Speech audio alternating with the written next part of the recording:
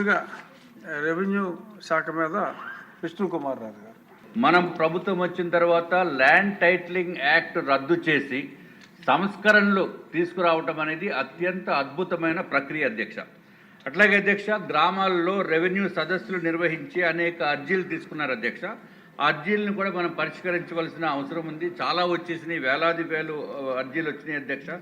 కొన్ని భూ సమస్యలు తమ ముందు రెవెన్యూ మంత్రి గారికి తెలియజేసుకుంటున్నాం అధ్యక్ష. దాన్ని కూడా వీలైనంత త్వరగా దాన్ని పరిష్కారం చేసి వారికి ఇబ్బంది లేకుండా చేయవలసిన అవసరం ఉంది అధ్యక్ష.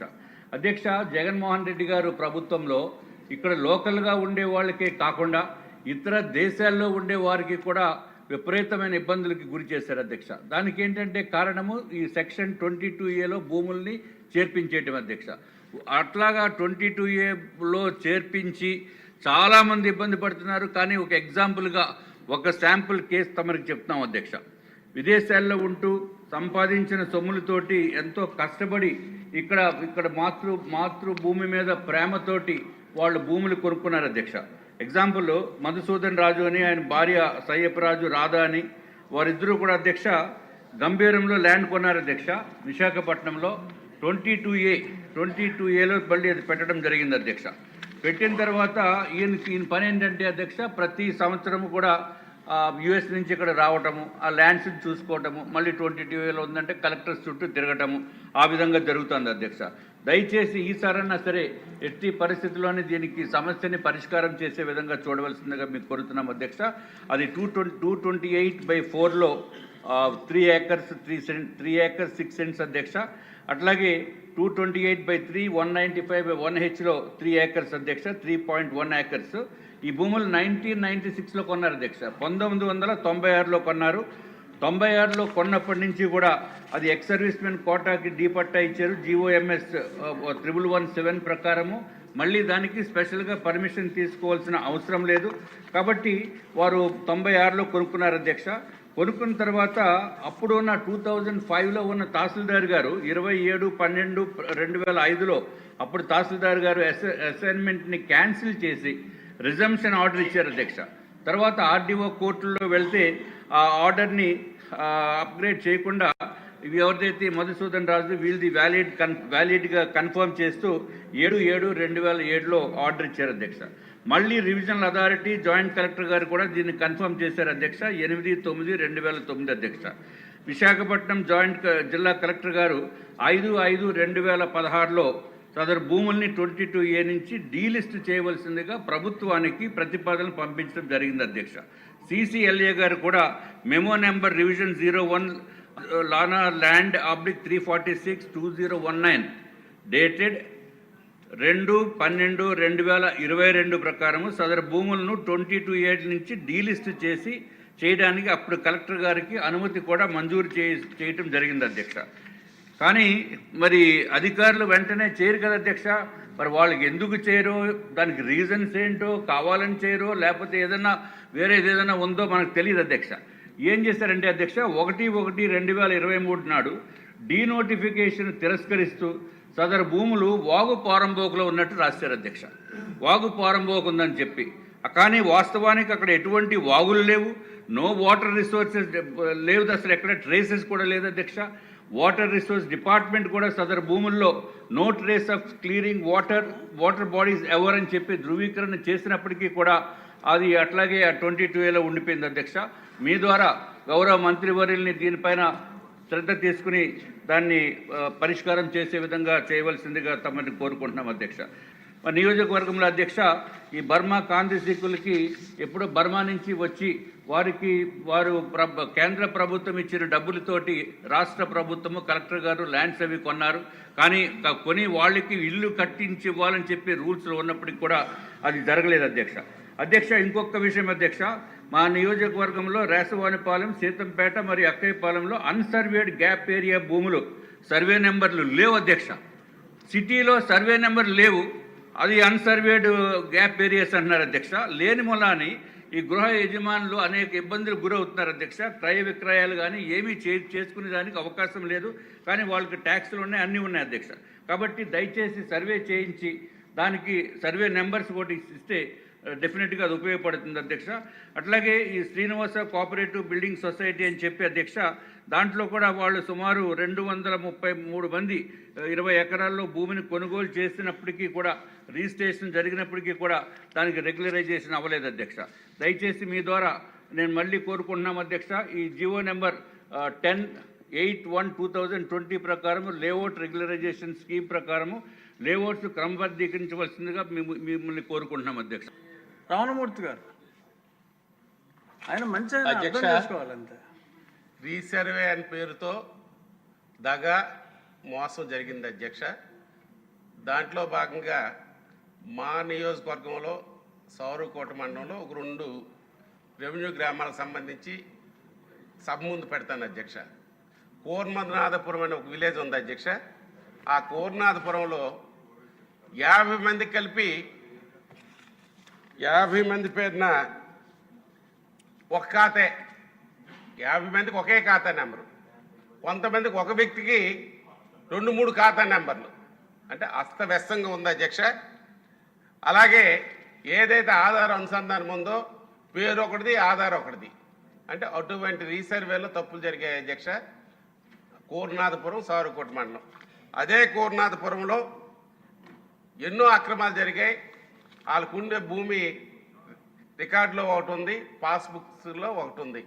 అందువల్ల రీసర్వే జరిగిన గ్రామాల్లో కలిపి మనం స్పష్టంగా సర్వే చేసి ఎవరి హక్కు భుక్తంతో పాస్బుక్లు ఇవ్వాల్సిందిగా మీ ద్వారా సభ దృష్టికి తెస్తూ రెవెన్యూ మినిస్టర్ గారు తెలియజేస్తూ, అలాగే అధ్యక్ష రామకృష్ణాపురం అనే ఒక విలేజ్ ఉంది అధ్యక్ష. అక్కడ 133 ఎకరాలు పల్ల భూమి అధ్యక్ష, 60 ఎకరాలు మెట్టు భూమి అధ్యక్ష. రైతుల సాగులో ఉంది అధ్యక్ష. పర్లాకిండ్ జమీందారి వారు 48 ఎకరాల పల్లం, 10 ఎకరాల మెట్టు రాధా కాంతస్వామి పేరున ఇచ్చారు అధ్యక్ష. కానీ మొన్న గడిచిన ప్రభుత్వంలో మొత్తం భూమంతా ఆ రాధాకాంత స్వామి పేరునే బదిలీ చేశారు అధ్యక్ష. కోర్టులో పెండింగ్ ఉంది అధ్యక్ష, సెటిల్మెంట్ కోర్టులో పెండింగ్ ఉంది. ఆ తగు ఉంటుండగా కలిపి రైతులకు అన్యాయంగా గత ప్రభుత్వంలో తారుమారు చేసి రికార్డుల పేరు పొందుపరిచారు అధ్యక్ష. ఫెయిరీ అడంగల్లో ఇప్పటికీ రైతుల పేరునే ఉంది అధ్యక్ష. అంటే ఏ విధంగా సర్వే జరిగింది, గతంలో ఏ విధంగా ప్రజలు ఆ చీకటి రాత్రులు గడిపారు, నిద్రలేని రాత్రులు గడిపారో ఈ సందర్భంగా మీకు వివరిస్తున్నాను అధ్యక్ష.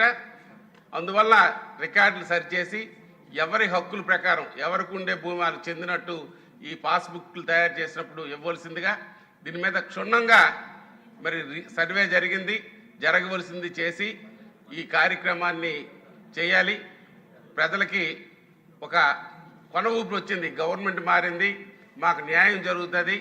ఏదైతే మరి ఆ చట్టం ఉందో ఆ చట్టాన్ని కలిపి ఆ నల్ల చట్టాన్ని రద్దు చేయడం చాలా సంతోషం అధ్యక్ష. ఈ 2 గ్రామాలని ఉదాహరణగా తీసుకొని సారోకోట మండలంలో కోర్నాథపురం, రామకృష్ణాపురాన్ని ఒకరి చేత ప్రత్యేకం చేస్తే ఎన్ని లోటుపాట్లు ఉన్నాయో తెలుస్తాయి. 1-2 అని కాదు, ఎంతమంది ఉంటే ఆ గ్రామంలో అంతమందికి జరిగినాయి. 1-2 రావచ్చు, కానీ 100 మందిలో 90 మందికి ఇటువంటి అవకతవకలతోటే జరిగాయి అధ్యక్ష.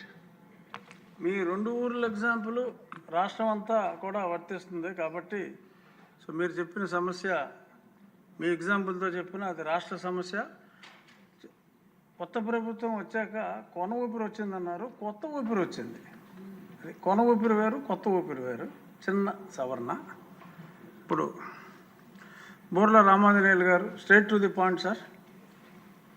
ఈరోజు రెవెన్యూ మినిస్టర్ గారు మన ల్యాండ్ టైటిలింగ్ యాక్ట్లో ఒక మార్పులకి ప్రతిపాదన ఇచ్చాడు అధ్యక్ష.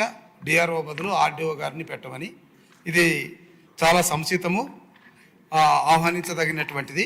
ఎందుకంటే డిఆర్ఓ గారు బిజీగా ఉంటారు కాబట్టి కలెక్టరేట్కి వెళ్ళి సమస్యలు చెప్పుకోవడం కష్టము. సామాన్య మానవుడికి ఆర్డీఓ అయితే యాక్సెసిబిలిటీ ఉంటారు, అది అందరూ కూడా అంగీకరిస్తున్నాం అధ్యక్ష.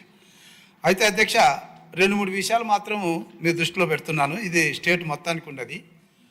ఈ డీఫార్ పట్టాలు ఇచ్చేటప్పుడు గతంలో అంటే అది ఇవ్వకుండా ముందు అన్అసెస్డ్ వేస్ట్ అని కొండపురం బోగ్ కానీ, రస్తాపురం బోగ్ కానీ, వాగుపురం బోగ్ కానీ అసెస్డ్ వేస్ట్గా మార్చిన తర్వాత డీఫారాలు ఇస్తారు అధ్యక్ష.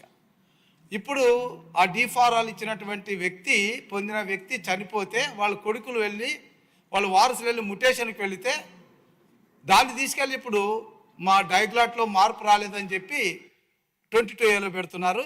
ఇది చాలా అన్యాయం అధ్యక్ష. ఎందుకంటే 30-40 ఇయర్స్ తర్వాత ఎంజాయ్మెంట్ తర్వాత ఇప్పుడు ముటేషన్లో అటువంటివి రాకుండా చూడాల్సినటువంటి అవసరం ఉంది అధ్యక్ష. అదేవిధంగా సర్వే సెటిల్మెంట్లో రీసర్వేలో కూడా సర్వే చేసినప్పుడు అక్కడ డిప్యూటీ సర్వేరో లేదా లోకల్ సర్వేరో వెళ్ళి మార్పులుగానే ఉంటే ఆయనే చేసేస్తాడు అధ్యక్ష. కానీ ఆ రోజుల్లో సర్వే రిపోర్టు ఒక ల్యాండ్ పార్సల్ మ్యాప్ ఇవ్వాలంటే దానికి inspector of survey AD survey land records approval అయిన తర్వాత చేసే పనిని ఈయనే రాసేస్తున్నాడు. కాబట్టి ఇలాంటివి కూడా చేయకోకుండా కొంత దానికి ఏదైతే పద్ధతి ఉందో ఆ పద్ధతిని ఫాలో అయితే మంచిగా ఉంటుంది అన్నటువంటిది ఒకటి అధ్యక్ష. ఇంకోటి అధ్యక్ష, విశాఖపట్నంలో వైఎస్ఆర్ ఉన్నప్పుడు ఇదే లాస్ట్ అధ్యక్ష, ఒకే పాయింట్. వైఎస్ఆర్ గారు ఉన్నప్పుడు ల్యాండ్ పూలింగ్ చేశారు అధ్యక్ష. అక్కడ పట్టాదారులకు అందరికీ కూడా ల్యాండ్ తీసుకొని వాళ్ళకందరికీ లేఅవుట్లో రిజిస్ట్రేషన్లు చేశారు అధ్యక్ష. రిజిస్ట్రేషన్లు చేసిన తర్వాత ఆ రిజిస్టర్ పొందినటువంటి వాళ్ళు మరొకరికి కూడా రిజిస్టర్ చేశారు. 2-3 చేతులు మారాయి. ఒక 4-5 సంవత్సరాల తర్వాత ఒక అధికారి వచ్చాడు. ఆయన కళలో ఏం కనబడిందో తెలియదు. ఇవన్నిట్లో రైతులు బోగస్ రైతులని తెచ్చి దాని మీద 22A పెట్టాడు. ఇది చాలా అన్యాయం అధ్యక్ష. ఎందుకంటే ఉడా రిజిస్ట్రేషన్ చేసిన భూముల్ని మళ్ళీ ఇప్పుడు క్యాన్సిలేషన్కి పెట్టారు.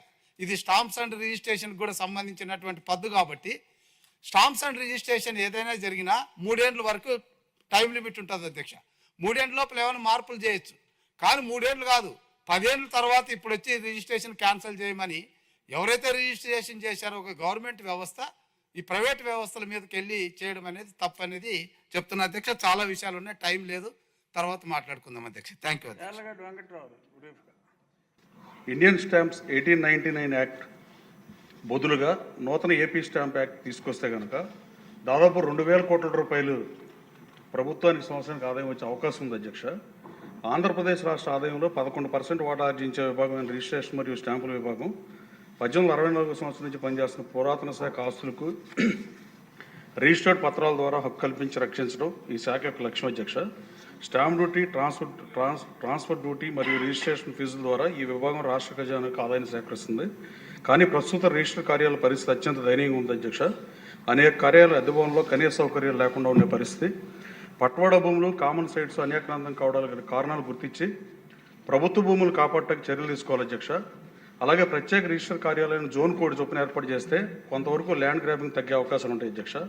ఉదాహరణకు గన్నవరం నియోజకవర్గంలో విజయవాడ రూరల్ మండలంలో అసలు అన్ని కామన్ సైట్లు అనేకాంతం అయిపోయినాయి అధ్యక్ష. అది ఇది అని లేకుండా మొత్తం కామన్ మంచి సక్రమ లేఅవుట్లో ఉండాల్సిన కామన్ ఫ్లాట్ కూడా ఎక్కడ లేని పరిస్థితి అధ్యక్ష. ప్రభుత్వానికి అత్యధిక పుణ్యం చెల్లించే వారికి రిజిస్ట్రేషన్ ఆఫీస్కి వచ్చే వాళ్ళకి కనీస విలువ మర్యాద కల్పించాల్సిన అవసరం ప్రభుత్వం మీద ఉందని నేను భావిస్తున్నాను అధ్యక్ష. యూజర్ ఛార్జీలు దస్తావేజ్కి 500 రూపాయలు కొనుక్కున్న నుంచి వసూలు చేసే యూనిట్ ఛార్జీలు కూడా పూర్తిగా రిజిస్ట్రేషన్ శాఖ యొక్క ప్రయోజనాల కోసం ఉపయోగించుకోవడం ఆశ్చర్యకరంగా కూడా ఉంది అధ్యక్ష. రిజిస్ట్రేషన్ సేవలు పొందే సమయంలో రిజిస్టర్ కార్యాలయం వద్ద రోడ్ల మీద జనం ఎండకి, గాలికి, వానికి బయట నుంచునే పరిస్థితి ఈవెన్ పట్టణ రిజిస్టర్లు కూడా చూడొచ్చు అధ్యక్ష. విజయవాడ మెయిన్ నగరం ఎక్కువ రిజిస్ట్రేషన్ జరిగే ప్రాంతంలో కనీస సౌకర్యాలు కల్పించి పన్ను చెల్లించే వాళ్ళ కనీస మర్యాద కల్పించాల్సిన అవసరం ఉంది అధ్యక్ష. అట్లాగే రాష్ట్ర ఆదాయంలో ముఖ్య పాత్ర పోషించే సబ్ రిజిస్టర్ ఆఫీసును మెరుగుపరిచి వాటిని సొంత బిల్డింగ్లు ఏర్పాటు చేసే పరిస్థితి తీసుకుంటే బాగుంటుందని నేను భావిస్తున్నాను అధ్యక్ష. రాష్ట్రానికి నిర్దిష్ట ఏపీ స్టాంప్ చట్టం అవసరం అధ్యక్ష. నేను కొంచెం దీని మీద రీసెర్చ్ చేసే అధ్యక్ష. 1956లోనే కర్ణాటక ఆ రాష్ట్రం ప్రత్యేకంగా వాళ్ళ స్టాంప్ డ్యూటీ చట్టం వాళ్ళు ఉంది అధ్యక్ష. తర్వాత గుజరాత్ కానీ, మహారాష్ట్ర కానీ, వెస్ట్ బెంగాల్ కానీ, రాజస్థాన్ కానీ 1999 కన్నా ముందే వాళ్ళ స్టేట్ స్టాంప్ చట్టాలు పెట్టుకున్నాయి అధ్యక్ష. ఇలాంటి సంస్కరణలు మనం కూడా చేస్తే ఆదాయం పెరిగే అవకాశం ఉంది అధ్యక్ష. అలాగే రాజస్థాన్లో అయితే గుజరాత్లో అనుకుంటా అధ్యక్ష, గుజరాత్లో గో సంరక్షణ నిధి కట్టే స్టాంప్ డ్యూటీపై 10% సేకరించి రీసెర్చ్ పేపర్ తర్వాత అది అలాగే మన ఒంగోలు జాతి మన రాష్ట్రానికి ప్రైడ్ అయిన ఒంగోలు జాతికి కూడా 5% సబ్సిడీ ఇస్తే ఆ జాతి అంతరించిపోకుండా ఉంటుంది అధ్యక్ష.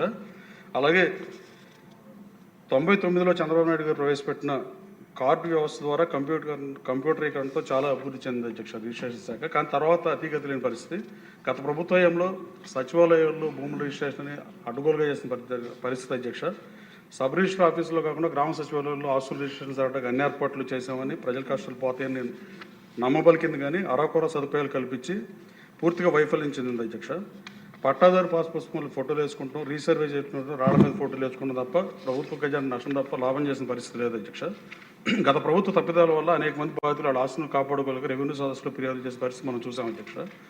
209వ రిజిస్టర్ కార్యాలయంలో అద్దె భవనాల నుంచి మార్చి తక్షణం కొత్త భవనంలో రావాల్సిందిగా కోరుతూ ఎన్డీఏ సారథ్యంలో ఉన్న టెక్నాలజీ వాడి సంస్కరణలు తీసుకొచ్చి ఈ రంగాన్ని గాడిలో పెట్టడం కోసం పనిచేస్తున్న ప్రభుత్వానికి ముఖ్యమంత్రి గారి ధన్యవాదాలు తెలియజేస్తూ, చివరిగా ఏపీ స్టాంప్ యాక్ట్ తెస్తే రాష్ట్రానికి 2,000 కోట్లు ఆదాయం వచ్చే అవకాశాన్ని పరిశీలించాల్సిందిగా అధికారులని గౌరవ మంత్రి గారు కోరుతున్నారు అధ్యక్ష.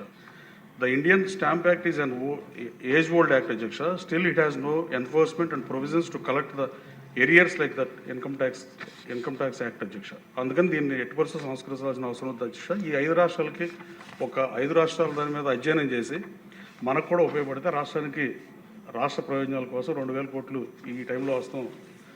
ఇది వర్కౌట్ అవుతుందో పరిశీలించాలని కోరుతున్నాను అధ్యక్ష. థ్యాంక్స్ ఫర్ యువర్ టైం అధ్యక్ష.